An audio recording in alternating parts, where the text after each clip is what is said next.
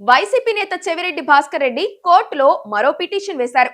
తనకు అనారోగ్యమని మంత్రి సత్యనారాయణ ఆశ్రమంలో చికిత్సకు అనుమతించాలని పిటిషన్ దాఖలు చేశారు. కోర్టు ఈ పిటిషన్ పై విచారణ పూర్తి చేసింది. ఈ నెల 10న తీర్పు కూడా వెలువరించనుంది.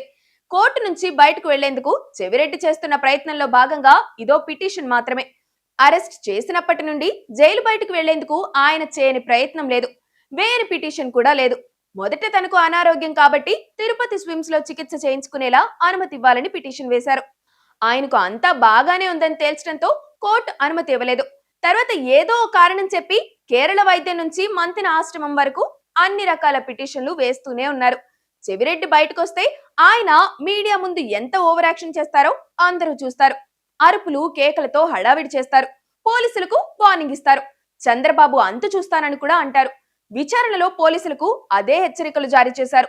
అలాంటి వ్యక్తి అనారోగ్యంగా ఉన్నాడంటే ఎవరూ నమ్మరు. టెస్టుల్లోనూ అలాంటివి రావు. కానీ ఆయన మాత్రం అనారోగ్యమని పిటిషన్లు వేస్తూనే ఉంటారు. ఆస్పత్రిలో చేరితే ఇక బెయిల్ పై ఉన్నట్లే. అన్ని పనులు చక్కబెట్టుకోవచ్చని చెవిరెడ్డి ప్రయత్నం. అందుకే ఏదో ఒక ఆస్పత్రికి వెళ్ళడానికి పిటిషన్ దండయాత్రలు చేస్తూనే ఉన్నారు. బెయిల్ వచ్చేస్తుందని ఆయన అనుకున్నారు.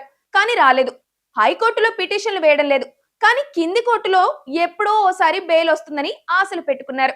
కనీసం ఆస్పత్రికైనా పంపిస్తారని అనుకుంటున్నారు.